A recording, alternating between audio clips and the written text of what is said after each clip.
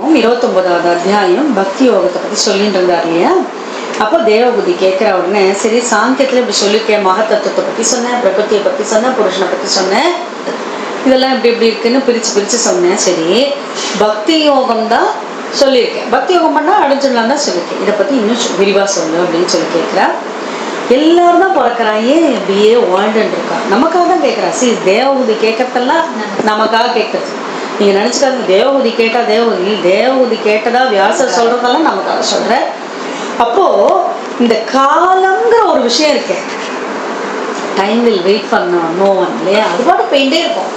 அப்போது அதை பற்றி சொல்லு. அந்த யமனுடைய ஆலயம் செல்வது வரைக்கும் விபத பாவதரசம் சொன்னாரே, இங்கே சொல்கிறா, அதை பற்றி சொல்லு. நம்ம பயம்னு ஒன்று இருக்கு இல்லையா, நம்ம சொல்லுவோம் இல்லைன்னு சொல்லுவோம், ஆனாலும் இருக்கும் இல்லையா. அப்போ இதை பத்தி சொல்றச்சே, ஏன் இப்படி ஒரு கர்மா பண்ணிட்டு எல்லாம் நாங்கெல்லாம் அஞ்ஞானத்துல இருக்கோம், ஆனா நீ பகலவன் மாதிரி நீ இப்போ பிறந்திருக்க, நீ எனக்கு சொல்லு அப்படின்னு சொல்லி கேட்குற. மைத்ரேய வாச்சா இவ்வளோ அழகா மித்ரா இந்த மாதிரி கேட்டாலும் அதை ரொம்பவுமே மனசு அப்படி நெகிழ்ந்து போயிட்டான். கபிலருக்கு சொல்ல ஆரம்பிச்சாரான். என்ன சொல்ற, அம்மா பக்தி யோகத்தினால அவ குணத்துக்கும் மனசுக்கும் ஏற்ற மாதிரி அந்த யோகத்தை கடைபிடித்து வந்து அடைகின்றார்கள். சிலர்லாம் நீங்கள் பார்த்துருக்க ரொம்ப பெருசாக பக்தி பண்ணிக்க மாட்டாங்க, ஆனால் அவர்களுக்கு வருகின்ற அந்த மரணம் இருக்கே, நம்ம ஆச்சரியப்படுவோம். உன்னதமான மரணம், படுக்காமே அப்படி அனாயாசமான மரணம் கிடைச்சோம். அப்போ நம்ம கூட உட்காந்து யோசிப்போம், அவன் என்ன அவளை நல்லா பண்ணிக்கா அப்படி. இட்ஸ் பிகாஸ் ஆஃப் தேர் கர்மா இல்லையா. அப்போ அவர் சொல்கிற, ஒருத்தர் ஒரு விதத்தில் பக்தி பண்ணியிருப்போம், நமக்கு தெரிஞ்சிருக்காது.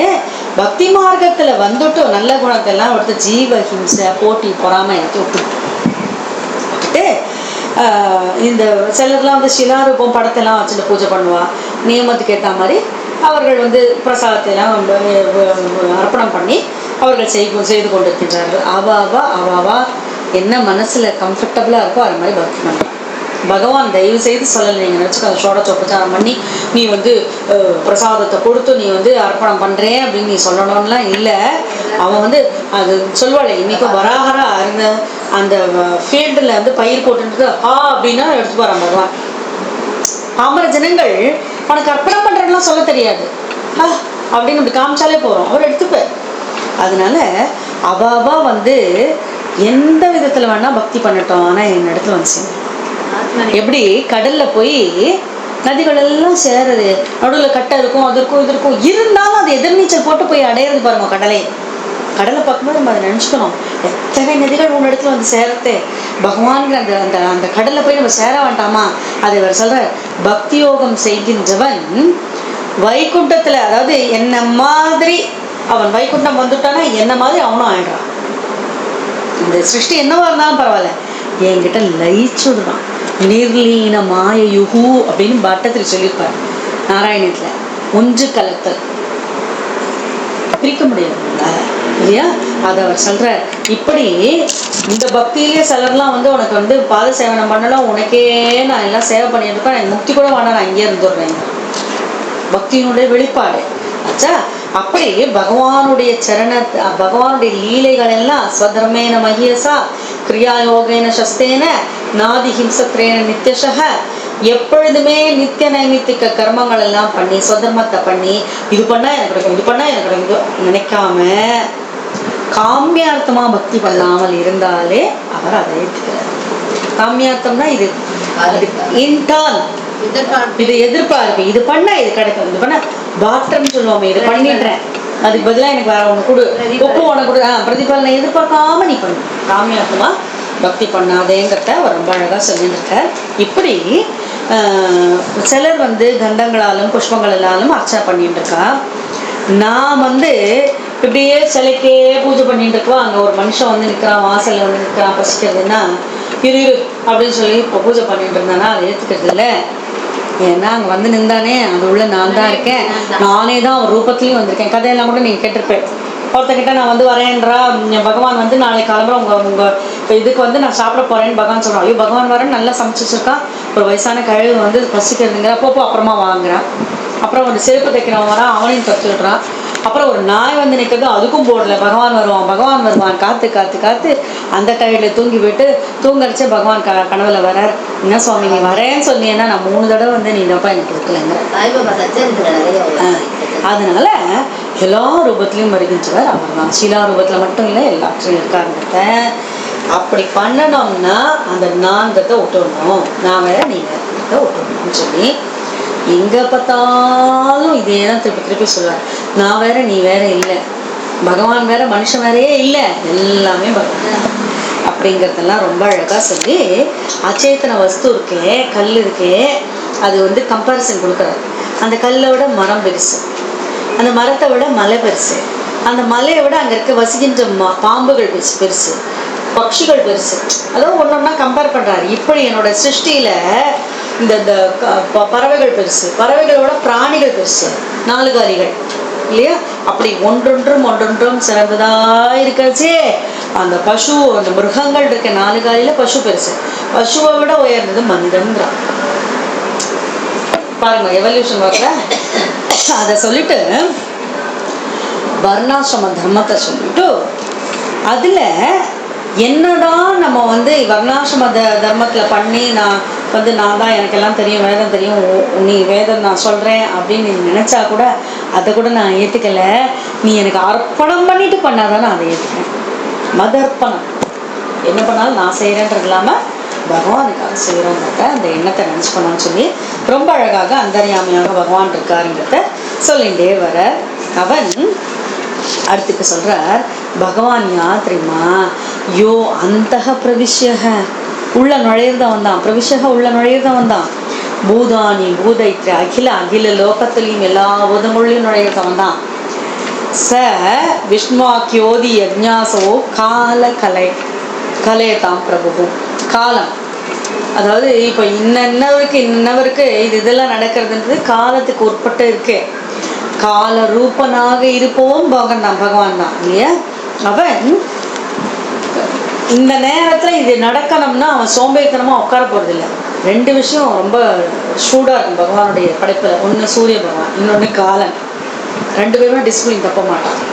கொஞ்சம் யோசிச்சு பாருங்க, காலம் கொஞ்சம் சோம்பேறித்தனமாக படுத்துட்டு இருந்தாலும் என்ன ஆகும்?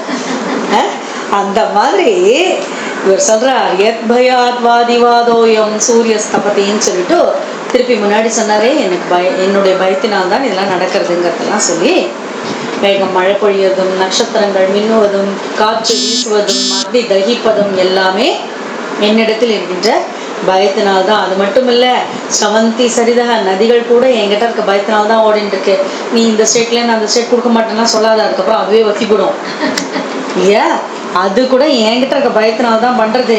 அப்படி மகத்தத்துவமான இந்த அகங்கார ரூபம் சரீரமான பகவான், அதாவது 5 பூதங்கள் மகத்து 7 வேலிகள் கொண்டது தான் நம்முடைய ஆன்மா தாண்டி போகிறதுல. அதை சொல்கிறார் அவர். அகங்காரம் பிரகிருதிங்கிற அந்த 7 வேலியை தாண்டி தான் நம்மளுடைய ஜீவாத்மா ட்ராவல் பண்ணுறது சுஷிரத்துலேருந்து போயிட்டு. அதை அவர் சொல்கிறார் ரொம்ப அழகாக. அப்படி சொல்லி காலரூபியாக இருப்பதும் பகவான் தான் அப்படின்னு முடிக்கிறார் ரொம்ப அழகாக 29வது அத்தியாயம்.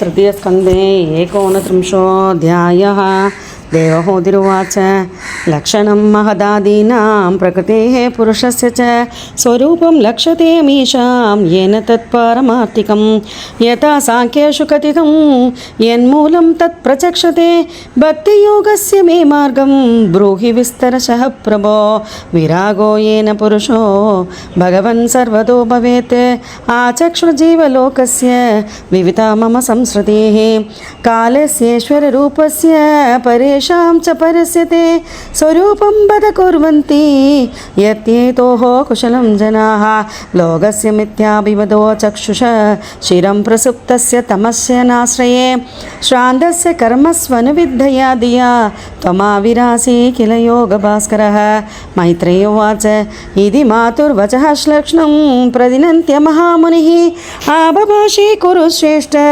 प्रेतस्तां करुणार्तितः श्रीभगवानुवाच भक्तियोगो बहुविधो मार्गैर्भामिनि भाव्यते स्वभावगुणमार्गेण पुंसां भावो विविध्यते अभिसन्ताय यो हिंसां दम्भं मात्सर्यमेव वा संरम्भे भिन्नदृग्भावं मयि कुर्यात् स तामसः विषयानभिसन्ताय यश ऐश्वर्यमेव वा अर्चादा वर्चयेत् यो मां पृथग्भावस राजसः कर्म निर्हारमुक्तिस्य परस्मिन् वा तदर्पणं यजेत् यष्टव्यमिति वा पृथग्भावः स सात्विकः मद्गुणश्रुतिमात्रेण मयि सर्वगुहाशये मनोगतिरविच्छिन्ना यथा गङ्गाम्बुसोऽम्बुदौ लक्षणं भक्तियोगस्य निर्गुणस्य ह्युदाहृतम् अहैतुक्यव्यवहिता या भक्तिः पुरुषोत्तमे सालोक्यशाष्टि सामीभ्य सारूभ्यैकमत्ममप्युत दीयमानं न गृह्णन्ति विना मत्सेवनं जनाः स एव भक्तियोगाख्य आद्यन्तिक उदाहृतः येनादिव्रज्य त्रिगुणं मद्भावायो भवत्यते निषेविधानिनामित्तेन स्वधर्मेण महीयसा क्रियायोगेन शस्तेन नादिहिंस्रेण नित्यशः मद्विष्ण्यदर्शनस्पर्श पूजास्तुत्पित्यवन्दनैः भूतेषु मद्भावनया सत्त्वेन संगमेन च महदां बहुमानेन दीनानामनुकम्पया मैत्र्या च आत्मतुल्येषु यमेन नियमेन च आध्यात्मिकानुश्रवणात् नाम संकीर्तनात् च मे आर्जवेनार्यसङ्गेन निराङ्ग्रियया तदा मद्धर्मणो गुणैरेतैः परिसंशुद्धाशयः पुरुषस्याञ्च साप्तुभ्येति शुद्धमात्रगुणं हिमां यथा वातरतो घ्राणम् आवृङ्क्ते गन्धाशयात् एवं योगरतं चेत आत्मानम् अविकार्यते अहं सर्वेषु भूतेषु भूतात्मावस्थितः सता तमवज्ञाय मामत्यः कुर्दे अर्चा विडम्बनं यो मां सर्वेषु भूतेषु सन्दमात्मानमीश्वरं हित्वार्चां भजते मौढ्यात् भस्मन्येव जुहोति सः द्विषदः परकाये मां मानिनो भिन्नदर्शिनः मूदेषु बद्धवैरस्य न मनः शान्तिमृच्छति अहम् उच्चावचैर्द्रव्यैः क्रियोत्पन्नया नगे नैव तुष्ये अर्चितोर्चायां भूतग्रामावमानिनः अर्चाधावर्चयेद्धावत् ईश्वरं मा स्वकर्म कृते यावन्न वेदस्वहृदि सर्वभूतेषु अवस्थितम् आत्मनश्च परस्यापि यः करोत्यन्तरोद्धरं तस्य भिन्नदृशो मृत्योर्विदधे भयमुल्बणम् अतमां सर्वभूतेषु बोधात्मानं कृतालयम् अर्हयेद्दानमानाभ्यां मैत्र्या भिन्नेन चक्षुषा जीवाः श्रेष्ठजीवानां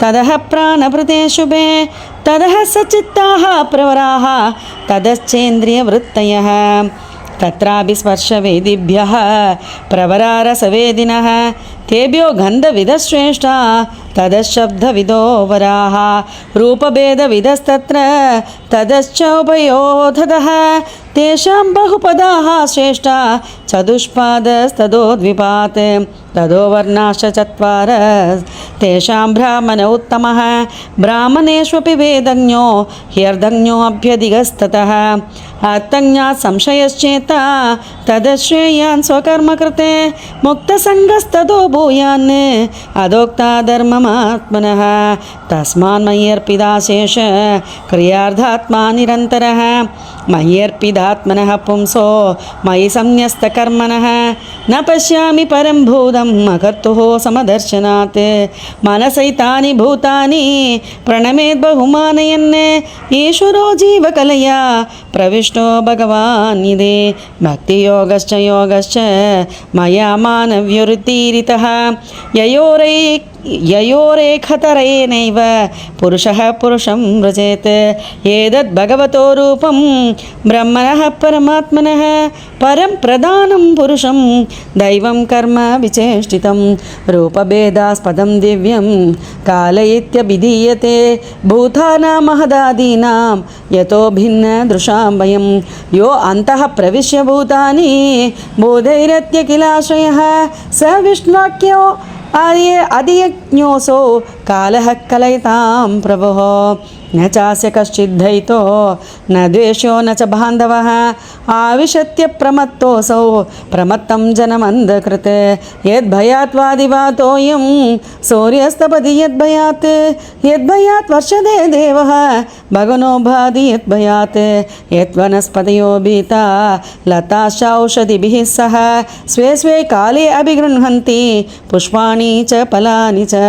श्रवन्ति सरितो भीता नोत्सर्बत्युदीर्यतः अग्निरिन्दे सगिरिभिः भूर्णमज्जति यद्भयात् नभो ददाति श्वसतां पदं यन्नियमाददः लोकं स्वदेहं तनुते महान् शब्दभिरावृतं गुणाभिमानिनो देवाः सर्गादिश्वस्य यद्भयात् वर्तन्ते अनुयुगं येषां वशयेदच्चराचरं सोऽनन्दोऽन्तरः कालो अनादिरादिकृतव्ययः जनं जनेन जनयन् मारयन् मृत्युनान्तकम् श्रीहरे नमः श्रीहरे नमः श्रीहरे नमः गोपिका जीवन स्मरणं गोविंदा गोविंदा सद्गुरु महाराज की जय 30வது அத்தியாயம் நிறைய பேர் இந்த சத்சங்கத்தில் 30வது அத்தியாயம் கேட்கறச்சு கொஞ்சம் பயந்துடுவா அச்சோ இப்படிலாம் இருக்குமான்லாம் பயப்படுவா ஆக்சுவலாக இது பக்தி பண்ணாத வாழ்க்கை உண்டான பயம்தான் வரணுமே தவிர நமக்கு பயப்பட வேண்டிய அவசியம் இல்லை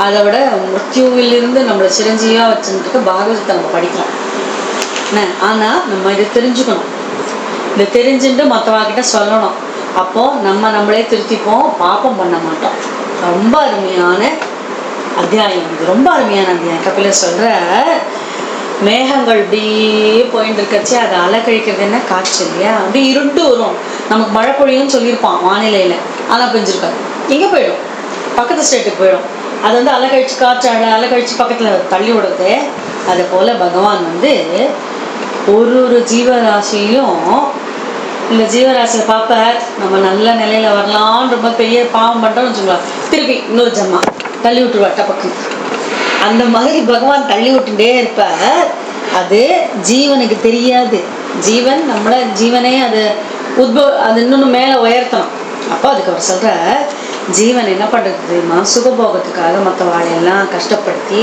கொடூரமான முறையில் பணத்தை சம்பாதிச்சு வச்சுட்டு அவனுக்கு என்ன அவனுக்கு ஒரு இதுன்னா இந்த தேகம் இருக்கே இது என்றைக்கும் இருக்கும்ன்ற நினைப்பில் ஸ்திரீயினுடைய சுகத்தையும் குழந்தையினுடைய சுகத்தையும் அப்படியே அனுபவிச்சுட்டே இருக்கு என்ன அப்படி அனுபவிச்சுட்டே இருக்கவன் என்ன பண்ணுறான் பகவான்கிற விஷயத்தை மறந்து மாயையில் சிக்கிடுறான் இதெல்லாம் ஒரு சைக்கிள் என்ன அது பண்ணின உடனே இவனுக்கு ஒரு என்ன வர்றது எனக்கெல்லாம் மரணம் வராது இப்போதைக்கே வராது நம்ம கூட நினச்சிப்போம் அது கூட ரொம்ப அழகாக சொல்லுவோம் மரண வீட்டில் வந்து இன்றைய பிணத்தின் மேல் நாளை பிணம் கிடந்து புலம்புகின்றதுன்னு சொல்லுவோம் எல்லாருமே போக போகிறாங்கிறதுக்காக இவன் என்ன நினச்சிட்டு இருக்கான் இவனுக்கு மனசில் ஆழமாக என்ன ஒன்று ஒருத்தன் என் வீடு என் வாசல் என் குழந்தை என் மனைவி இப்படியே வாழ்ந்துட போகிறோம்னா அப்படின்னு நினச்சிட்டு இருக்கான் அவன்கிட்ட செல்வமும் இருக்கு என்ன அப்படியே காலங்கள் கொஞ்சம் கொஞ்சமாக போகவே இந்த லௌகிக சுகத்திலேயே நினச்சிட்டு இருக்கவனுக்கு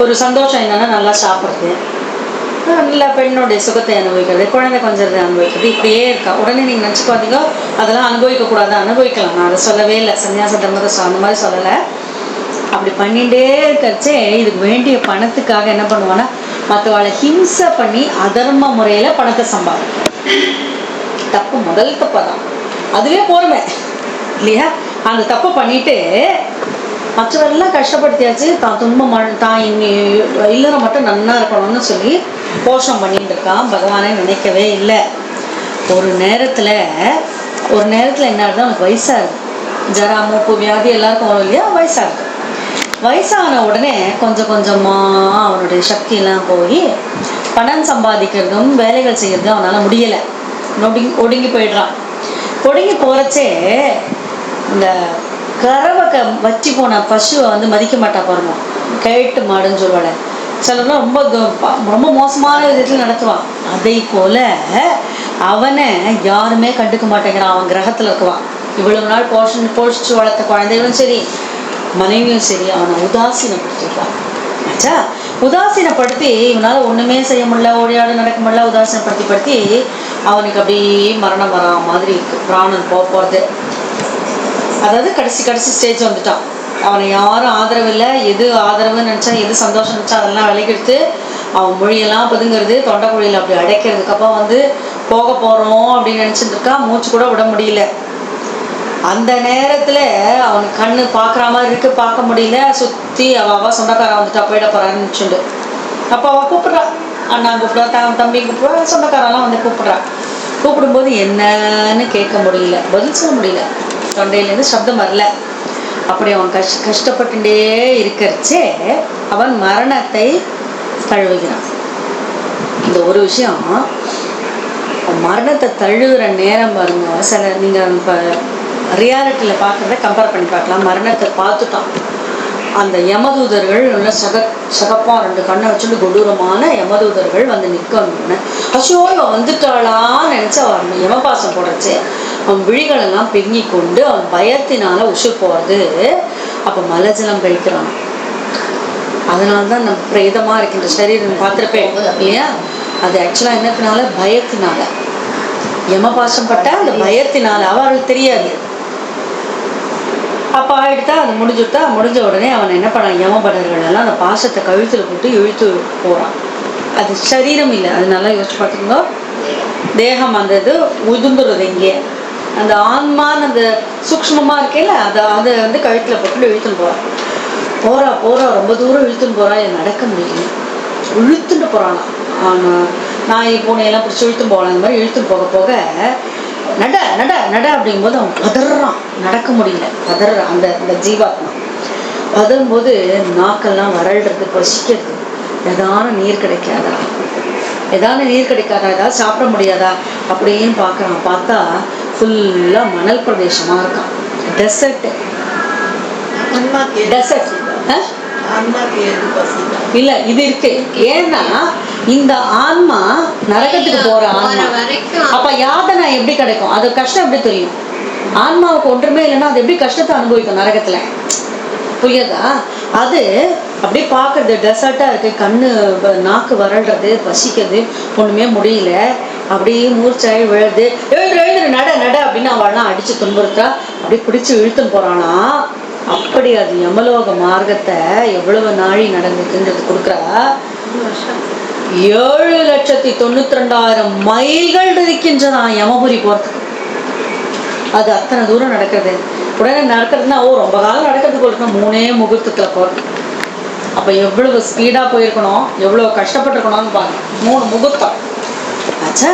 இதை வந்து அப்படி பிடிச்சி இழுத்துன்னு போறா. ரொம்ப கஷ்டப்படும் போது அவனை கட்டைகளை அடுக்கி வச்சு அவனை வந்து தகிக்கிறான். நெருப்பை மூட்டுறான். நெருப்பு எரிஞ்சுட்டே இருக்கச்சு அவன் கையை காலை பிடிங்கி நீயே சாப்பிடுங்கிறான். நரக வேதனை நம்ம இங்க சொல்றோம். இதெல்லாம் கேட்டா நம்ம இன்னொரு வாட்டி அதெல்லாம் சொல்ல மாட்டோம். நம்ம குடும்ப பாரத்தில் நம்ம சொல்றோம், என்னப்பா நரகமா இருக்குன்னு சொல்றோமே, தயவுசெய்து அது சொல்லவே மாட்டோம் இந்த கஷ்டத்தை. அது மட்டும் இல்லை, அவனை வந்து நாய்களும் நரிகளும் கழுகுகளும் வந்து குத்தத்தான். அது மட்டும் இல்லை, அவனுடைய தேகத்தை துண்டு துண்டா வெட்டுறானாம். வெட்டுறது மட்டும் இல்லை, உச்சியிலேருந்து கீழே பிடிச்சி தள்ளுறானாம். அது மட்டும் இல்லை, நீரில் முக்குறானாம். கை காலை கட்டி குழியில் தள்ளுறானாம். இதெல்லாம் இல்லாமல் இன்னும் பெரிய பாப்பங்கள்லாம் பண்ணியிருப்பான் பாருங்க. அவன் வந்து எல்லா நரக வேதனையும் அனுபவிச்சுப்பான். இதுலேயே டிவிஷன்ஸ் இருக்கு. எல்லாத்தையும் அனுபவிச்சுட்டு தாமேஸ்வரம், அந்த தாமேஸ்வரம், ரௌரம்னு ஒரு நரக வேதனைகள்லாம் இருக்கு. இதெல்லாம் அனுபவிக்கிறா. நரகத்துல அனுபவிக்கின்ற துன்பங்கள் இவர் சொல்றார் கபிலர். யாத்னாவை நாரகஸ்யா இஹாப்யுபலட்சிதஹ, இந்த உலகத்துல வாழும்போதும் அனுபவிக்கின்றார்கள் அப்படிங்கிறார். சிலர்லாம் ரொம்ப கஷ்டப்படுவாங்க இல்லையா? ரொம்ப கஷ்டப்படுவான். அது நரக வேதனை எங்கேயே முடிச்சுட்டோன்னா அதுக்கப்புறம் சொர்க்கம்னு சொல்லுவான். உங்களுக்கு தெரியும் நினைக்கிறேன். தீராத வியாதிகள்லாம் வரைச்சே இங்கே அனுபவிச்சுடுறாப்பாவா, இனி அவள் வந்து பகவானத்துலாம் போய் செய்வான்னு சொல்கிறான். அப்போ சொல்கிற கபிலர் சொல்கிற, இறந்த பின்பு நரகத்தில் இந்த மாதிரி துன்பங்கள்லாம் அனுபவிக்கிறான். யாரு? கொடுமை பண்ணவன், கெட்ட ஆத்மா இதெல்லாம் அனுபவிக்கிறான். மற்ற ஜீவராசிய ஹிம்சை பண்ணி உன்னுடைய தேகத்தை போஷணம் பண்ணி மற்றவர்களை கஷ்டப்படுத்தி சந்தோஷமா நான் வாழணும்னு நினைச்சேன்னா இந்த மாதிரி நரகம் கிடைக்கும். தினத்துக்கு அவன் சொல்றா. அதனால்தான் தர்ம நெறியில வாழணும்னு நமக்கு ஒரு படிப்பினை. இந்த சொல்றது யாரு? கபில பகவான் தன் தாயான தேவபூதி கிட்ட சொல்லிட்டு இருக்கான், இவ்வளவு கஷ்டம் இருக்குமா, நரகத்துல அவன் அனுபவிக்கிறான் இவ்வளவு கஷ்டத்தை. இப்படி கஷ்டப்படும் போது அவனால மற்றவாளை இம்சை பண்ணி சேர்த்து வச்சானே, அந்த அர்த்தத்தினால பொருள்னால ஏதாவது லாபம் இருக்கா? கொஞ்சம் பணம் தர, நீ ஒன்று விட்டுடுன்னு சொல்ல முடியுமா, கொஞ்சம் தண்ணி கொடுன்னு சொல்ல முடியுமா, சாப்பிட கொடுன்னு சொல்ல முடியுமா? அதான் அலெக்சாண்டர் போறச்சு சொன்னாரா, 2 ஓட்டையை போடு, 2 கையை வெளியில நீச்சிட்டு காலை வெளியில நீட்டு, என் கையில ஒண்ணுமே நான் கொண்டு போகலன்னு பார்க்கட்டும் எல்லாரும். என்னதான் சம்பாதிச்சாலும் ஒன்றும் கொண்டு போக போறது இல்லையே, ஒரு துண்டு கூட இல்லையே. அப்போ அவர் சொல்றார், இந்த தேகம் நரக வேதனையை அனுபவிச்சு என்னெல்லாம் ஈனப்பிறவைகள் எல்லாம் முன்னாடி இருக்கோ அதெல்லாம் அனுபவிச்சு அதுக்கப்புறம் நம்ம கிட்ட பாவம் ஒன்றும் இல்லைன்னா திருப்பி மனித பிறவியும். உடனே நீங்க சொல்லுவேன், நல்ல ஆத்மாவுக்கு என்ன கதின்னு கேட்பேன். புண்ணியம் கொஞ்சம் வச்சுக்கோன்னு வச்சுங்களேன். புண்ணியம் கொஞ்சம் இருந்ததுன்னா ஞானபானையில சொல்ற மாதிரி கொஞ்ச நாள் சொர்க்கத்துல இருந்து அந்த புண்ணியம் அக்கௌண்ட்லாம் தீர்ந்து போயிடுச்சுன்னா அவள்தான் பவுன்ஸ் பேக், செக் ரிட்டன் ஆகிடுமே, அங்கே பேலன்ஸ் இல்லைன்னா அந்த மாதிரி நம்ம திருப்பியும் பிறகு என்னவா இருந்தாலும் பிறப்பு இறப்புங்கிறது அவாய்ட் பண்ண முடியாது, தவிர்க்க முடியாது. ஆனால் பக்தி பூர்வமாக பகவான் சிந்தனையில மனசை நம்ம நிலைநிறுத்தி இந்த மாதிரி பாகவதத்தை படிக்கிறச்சே மனம் சுத்தமாகி அவரிடத்துல லயிச்சுடுதுன்னா பிறப்பு இறப்பு இல்லை. குழந்தைகளுக்கு சொல்லி கொடுக்குற மாதிரி சொல்லி அவ்வளவு அருமையான அத்தியாயம். अथ तृतीयस्कन्धे 3ोऽध्यायः। कपिल उवाच तस्य जनो नूनं नायं वेदोरुविक्रमं काल्यमानोऽपि बलिनो वायोरिव गणावलिः यं यमर्थमुपादत्ते दुःखेन सुखहेतवे तं दुनोति भगवान् पुमान् शोचति यत्कृते यदध्रुवस्य देहस्य सानुबन्धस्य दुर्मदिः ध्रुवाणि मन्यते मोहात् गृहक्षेत्रवसूनि च जन्तुर्वैभवे तस्मिन् यां योनिमनुव्रजेत् तस्यां स लभते निर्वृतिं न विरज्यते नरकस्थोऽपि देहं वै न पुमान् त्यक्तुमिच्छति नारक्यां निर्वृतौ सत्यां देवमाया विमोहितः आत्मजाया सुधाघार पशुद्रविनबन्धुषो निरूढमूलहृदय आत्मानं बहुमन्यते सन्दह्यमान सर्वाङ्ग येषामुद्वहनादिना करोत्यविरधं मूढो दुरिधानि दुराशयः आक्षिप्तात्मेन्द्रियः स्त्रीणाम् असदीनां च मायया प्रहोरचितयालापैः शिशूनां कलभाषिणां गृहेषु कूटधर्मेषु दुःखतन्द्रेषु अतन्त्रितः कुर्वन् दुःखप्रतीकारं सुखवन्मन्यते गृहे अर्थैर्हि आपादितैर्गुर्व्या हिंसयेतस्ततश्च तान् पुष्णादि येषां पोषेण शेषभुक्त्यात्यतः स्वयं वार्तायां लुप्यमानायाम् आरब्धायां पुनः पुनः लोभाभिभूतो निस्सत्वः परार्थे कुरुते स्पृहां कुटुम्बभरणाकल्पो मन्दभाग्यो वृद्धोद्यमः श्रया विहीनः कृपणो ध्यायन् श्वसिति मूढतीः एवं स्वभरणाकल्पं तत्कलत्रादयस्तदा नाद्रियन्ते यथा पूर्वं कीनाशा इव गोचरं तत्राप्यजायत निर्वेदो म्रियमाणः स्वयं भृतैः जरयोपातवैरुभ्यो मरणाभिमुखो गृहे आस्ते अवमध्योपन्यस्तं गृहपालैव हरन् आमयाव्यप्रदिघाप्नि अल्पाहारो अल्पचेष्टितः वायुनोत्क्रमदोत्तारः कपसंवृतनाटिकः कालश्वासकृतायासः खण्डे घुरघुरायते शयानः परिशोचद्भिः परिवितः स्वबन्धुभिः वाचमानो विनब्रूते कालपाशवशं गतः एवं कुटुम्बभरणे व्यापृद्धात्मजितेन्द्रियः म्रियते रुदनां स्वानाम् उरुवेदनयास्तदीः यमदूतौ तदा प्राप्तौ भीमौ सरभसेक्षणौ स दृष्ट्वा त्रस्तहृदयः शक्रुन्मूत्रं विमुञ्चते यातनादेहावृत्य पाशैर्बत्वा गले बलात् नयतो दीर्घमत्वानं दण्ड्यं राजबडायता तयो निर्भिन्नहृदयस्तर्जनैर्जातवेपतुः पदिष्वभिर्भक्ष्यमान आर्तोगं स्वमनुस्मरन् अर्कधवाननालैः संतप्यमानपदि तप्तवालुके कृच्छ्रेण पृष्ठे कषया च ताडितः चलत्यशक्तोऽभिनिराश्रमोदगे तत्र तत्र पदन् श्रान्तो मूर्छितः पुनरुत्थितः पदापापि यसानीतः तमसा यमसाधनं योजनानां सहस्राणि नवतिं नवचात्मनः त्रिभिर्मुहूर्तैः त्वभ्यां वानीतः प्राप्नोति यातनाः आदीपनं स्वगात्राणां वेष्टयिद्वोल्मुखादिभिः आत्ममां साधनं क्वापि स्वकृतं परतोऽपि वा जीवदश्चान्ध्राप्युद्धारः श्वकृत्थैर्यमसाधने सर्पवृश्चिकदंशाध्यैर् दशभिश्चात्मवैशसं कृत्नं चावयवशो गजादिभ्यो भिदापनं पादनं गिरिशृङ्गेभ्यो रोदनं चाम्बू गर्दयोः यास्तामिस्रान्धास्तामिस्रा रौरवाद्यश्च यातनाः भुङ्क्ते नरो वा नारी वा मितः सङ्गेन निर्मिताः अत्रैव नरकः स्वर्ग इति मातः प्रचक्षते या यातना वै नारक्यस्ता इहापि उपलक्षिताः एवं कुटुम्बं विप्राण उदरं बर एव वा विसृजेयोः भयं प्रेत्य भुङ्क्ते तत्फलमीदृशम् एकः प्रपद्यते ध्वान्तं हिद्वेदं स्वकलेवरं कुशलेतरपादेयो बोधद्रोहेण यद्भृतं दैवेनासादितं तस्य शमलं निरये पुमान् भुङ्क्ते कुटुम्बपोषस्य कृतवित्त इव तुरः केवलेन ह्यधर्मेण कुटुम्बभरणोत्सुकः यादिजीवनोऽन्धतामिश्रं चरमं तमसः पदम् अधस्तान्नरलोकस्य यावतीर्यातनादयः क्रमशः समनुक्रम्य पुनरत्राव्रजे शुचिः श्रीहरये नमः श्रीहरये नमः श्रीहरये नमः गोपिका जीवनस्मरणं गोविन्द गोविन्द सद्गुरु महाराज की जय।